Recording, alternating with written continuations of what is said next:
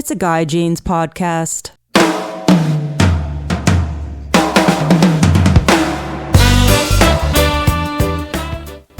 Hey, you guys, welcome to the podcast. I'm your host, Guy Jeans. Today's guest is Cameron Lapolla. He is the Costa rep, and he's my rep up on the Kern River Fly Shop. And if you're wondering what sunglass lens you need for different situations, this is a great podcast to learn about what different lenses do in different light conditions. There's all kinds of different lens colors out there, whether it's blue, copper, gray, green, rose, or gold. All these lenses are good in different light situations. Cameron's going to enlighten us about the different lenses and also teach us about the company and Costa's outreach to kick plastic and what alternative materials they are using to mold their frames. So ladies and gentlemen, here he is, Cameron Lapolla. Cameron, how you doing? Doing great, man. Good, man. Thanks for coming up. Thanks for having me out. Yeah. So how long have you been a rep for Costa? I am going on my 5th year with the Costa brand.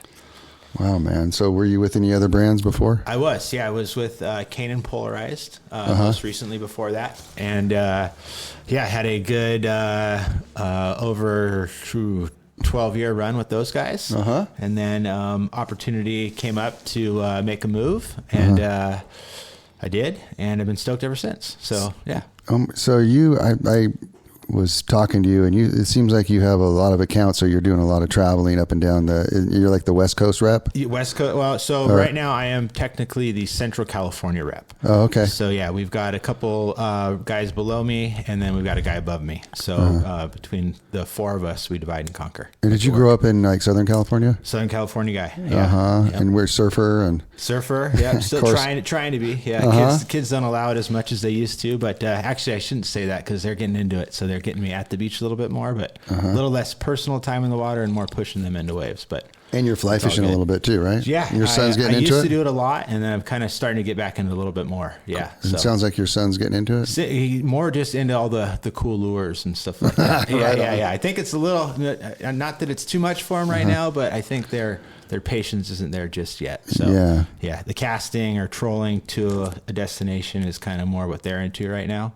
And they'd like to get out on the beach and run around. So nice, man. At each little pinnacle we go to, like at Castaic Lake, it's like, okay, let's go to the island, Dad. And then we get to the island, they all jump off, and they're more excited to do that than actually fish. So being a rep, are you away from home quite a bit? And you're like got to travel. You're traveling light, right? Yeah, it's pretty flexible though. So my wife does the same thing too. Nice. We kind of divide and conquer and make it work. So I'm usually gone maybe 5 nights a month, so it's not too crazy. That's not bad. Yeah, it's not bad. So it's manageable. Yeah, right. And then I'm on the road, at least 3 days during the week. So and that's anywhere from Santa Cruz, California, out to Mammoth, Orange County for some meetings and stuff like that. So they've got me really going all over the place, which is it's fun, but it's also it's a little daunting at times because it's a lot of road to cover. How did you become a rep? I mean, did you just fall into it? And I guess you could kind of say I fell into it. So I ended up one day I got hit in the head surfing and had some staples in my head. Oh, shit. And couldn't go to school because of the staples. Somehow convinced my parents to let me go down to the surf shop down the street, and just out of not having anything else to do and wanted to hang out and be a part of something, I started cleaning windows and spider webs and dust bunnies off the floor. And then I think I started around 14 years old, and kind of maybe too early of a start into the working shop world. Yeah. Okay. And then been in the action sports surf world ever since then. So 41 as of last week, and so going strong. Yeah. So Costa, man, I mean, it seems like Costa is like dominating in the sunglass world. Just the marketing that's going on, the presence at the shows that I do and I see you at. And so, what is it about Costa? What's making them so popular and people buying their frames and Costa, stuff? we own the water. Yeah. So 40 plus years ago, we developed a good polarized lens that was kind of geared for extending your time on the water and bettering that experience. We've ebbed and flowed in a lot of ways from what we originally started, but at the end of the day, it's a good quality polarized glass lens.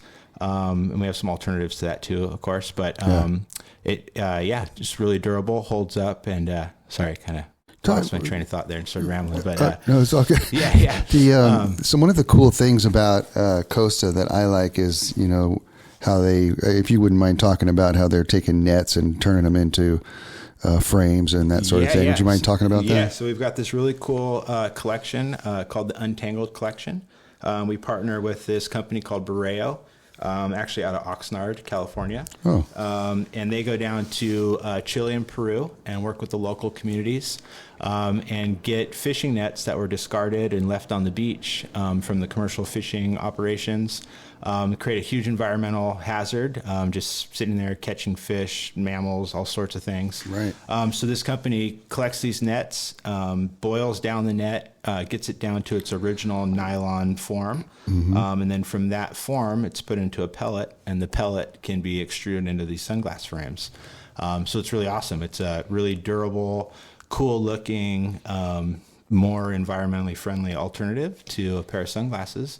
Then we put our lens technology and a glass lens in there, and it's a pretty awesome thing we got going on. And you guys do something else, like with some kind of oil as well, right? Yeah. So it's the majority of the line is non-petroleum based. So we use the castor bean oil derived from the castor bean.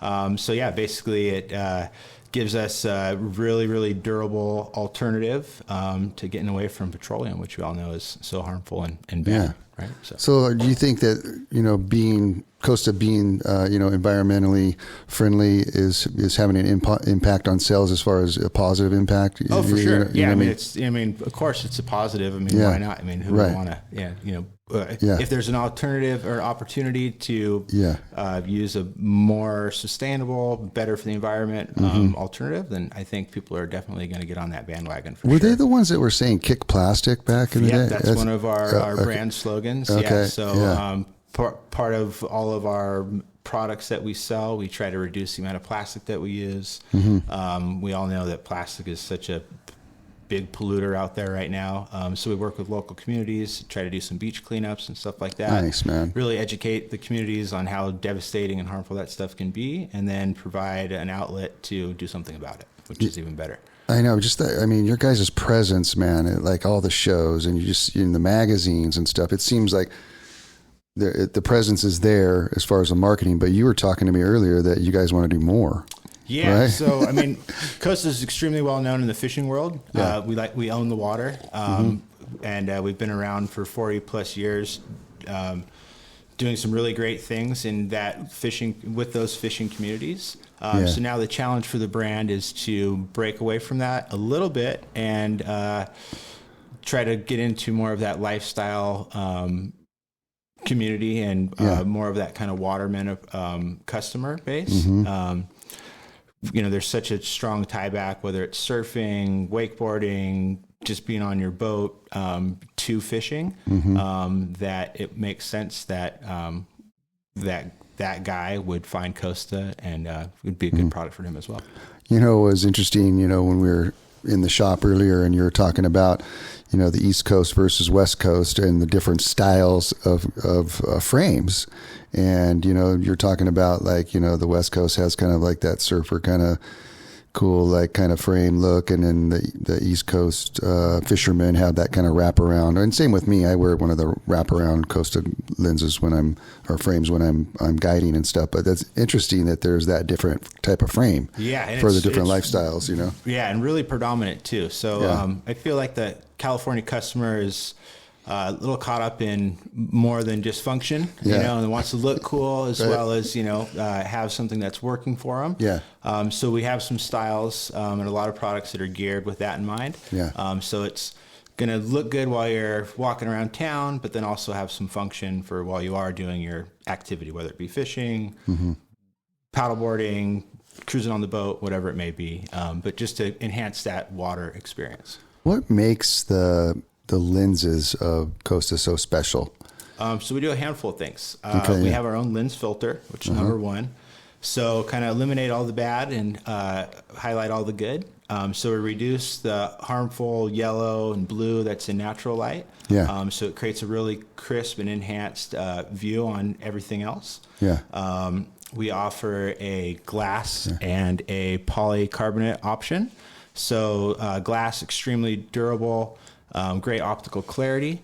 And then for the guys that need something that's a little more impact resistant, whether maybe throwing jigs around, riding mountain bikes through tight trails, stuff like that, where there might be a chance of impact on the glasses, the polycarbonate is a great alternative. It's lightweight, has that impact resistance, so it's not going to shatter, and it's still really durable and then has our same lens technology. Dude, one of the things I noticed since I've become a Costa wearer is that my eyes aren't as fatigued. And I don't know, it must be from the actual lenses, like from wearing like cheap sunglasses in the past to wearing actual Costa sunglasses, like being on the water all day, which I am, I'm guiding and fishing and whatnot. When I get off the water, my eyes, I don't feel fatigued. Like my eyes don't feel all like jacked up, right? Totally, yeah. They feel, they feel a little bit more relaxed than, using the cheaper sunglasses. And I'm assuming that has to do with, some of the shielding that's getting done from the lenses, right? Yeah, 100%. Yeah. The ultimate goal, sorry, I was going on a weird tangent there. In my mind, it was going somewhere else. So, yeah. So the main problem, you get guys that come in and say, hey, I just buy the cheap glasses. Yeah, that's what I can afford. I can't take care of my glasses. Well, that is fine, and there's a guy that's going to work perfect for. But at the end of the day, those glasses don't protect your eye like they're saying they should. Mm-hmm. So you shade your eye opens up a little bit more. Mm-hmm. It lets in these harmful rays, reflecting light, all these things. And that's what Costa was designed to do, is to truly block all that out. Everything we do, or all the glasses that we make are polarized. So just to give you a quick tutorial on polarization. Yeah. So when the light comes down from the sun, bounces off things, creates refracting or reflecting light. Yeah. So what a polarized lens does is it reduces that down to a minimum. Yeah. So it's kind of like a horizontal blinds for your eye. Mm-hmm. The light, when it bounces off of things, it bounces in a horizontal angle. So having a horizontal lens filter in front of your eyes reduces all that glare. So it's going to help you see more clearly, take that kind of the white kind of shine off of the water that makes it almost impossible to see through. So that's what your polarization does. So we specialize in a really good quality polarization. And then we have our different lens tints that we combine with that to help accentuate or give you some benefits for whatever function you may have. So. Yeah, I want to talk about lenses, but I want to tell you something that, I'm a surfer kid, from when I was real young, surfed for many, many years, and my ears are all jacked up for one. I got the surfer's ear in both my ears. That's why earlier, I don't know if you saw me, but I'm pulling on my ear because I can't hear out of this ear all that great. Anyways, but I have this. Been there, done that. Yeah. So I have this thing called a triglyum, growing over my eye, and it's so funny. Like when we're kids and we're surfing all the time, and you're just staring at the waves, staring out at the horizon. It's just a glare, like for years and years, man. Like, that's got to be like super damaging to your eyes, 100%, right? And you start developing like this skin that grows over your eye, And mine's gotten better since I wear sunglasses all the time, right? But it's funny. I thought about that and how damaging that sun has been to my eyes over the years, But let's go to the lenses. So. Let's say that, it's real. We get on the water and it's, it's kind of first light and everything. What kind of lens would you recommend, for that situation? And let's kind of go through the day. Cool. Okay. Or even types of water. Sure. So, to kind of maybe to break it down in detail a little bit more before we get into that. So we offer 4 different lens tints. Mm-hmm. So we have a gray, we have a copper, we newly have a rose, and then we have a yellow. Okay. So on top of all those lens tints, we have different mirrorings. So the mirror will kind of change the hue of the tint of the lens slightly. Okay. But you really kind of have to try those on to really see what we're talking about there. Mm-hmm. But essentially, you have a gray lens for bright, hot, sunny days. Gray is going to neutralize everything that you're looking at, add a shade of gray to it. Okay. So kind of like what you're wearing a pair of sunglasses for, shade your eyes, make everything a little easier to see. So that's what your gray does. And then on your gray, we can throw a blue mirror on that. It's going to darken it up. It's going to be the darkest lens that we offer. Or you can put a silver mirror on that. Really, it comes down to personal preference. If you're looking for the darkest, most light blockage possible, that gray with the blue mirror is going to be the one you want to go for. But I urge you to try the straight gray and the silver mirror along with the other tints before you really pull the trigger on one or the other. Because we could talk to you till we're blue in the face about how great one is. But personal preference really, really, truly comes into play with your sunglass lenses. So from the gray, we have our copper. The copper, we can put the same silver mirror on or a green mirror. Your copper traditionally is more of a contrast lens. It's going to brighten things up a little bit. It's going to put a copper hue opposed to the gray hue onto what you're looking at. But now again, personal preference, myself, yourself, lighter colored eyes tend to be more photosensitive. So although the copper and the gray, we say are blocking the same amount of light, letting out the same amount of light in through the lens, the gray is a little bit easier on the eye because it's darkening and shading it in a gray, where the copper, to me, again, personal preference, is almost too bright for the focus or for the purpose of shading your eye or wearing it on like a bright sunny day. But now, if you were to use that copper in more of a fishing application, so you're now not maybe looking through the window, the dashboard, over the dash of your car, out on the highway, you're kind of looking down at the creek bed, you're looking for fish, you're looking for bedded bass, whatever it may be. Now those coppers contrast and they break things up and make one color pop against the other, where the gray won't necessarily do that. Again, with all the lenses, you're going to be polarized, so you're going to see through the water a little easier, but that tint is going to make the view or what you're seeing different. And that's where, again, personal preference is huge. So what we newly did is offer a rose lens. We put a gold mirror on the rose lens. It's kind of an intermediate light transmission. I believe that one's letting in 14% of light, blocking out the remainder. So same with the copper. It might not be ideal on a super bright sunny day for someone with a photosensitive eye, but for that person and everybody else, it does offer a great variable light lens or a just an alternative to the coppers and the grays. Yeah, and you were saying, what were you saying that they're calling that the new trout something? We've got some guys. I'm not necessarily claiming it yet, but we do have some team guys that are claiming that that's the new trout lens. New trout lens, okay. So, I'd love to get behind that. I think it's awesome if it did have that function. Personally, I haven't fished for trout in the lens, so I'm looking forward to doing that myself. Yeah, I'd like to check that out I've too. really just been enjoying driving around in it. It's been pretty awesome. Okay. I've been offshore with it a couple times, and it is nice. But I haven't really seen what all the raves about so far as the trout side of things. One of the interesting things that you talked about earlier with me in the shop was, I said,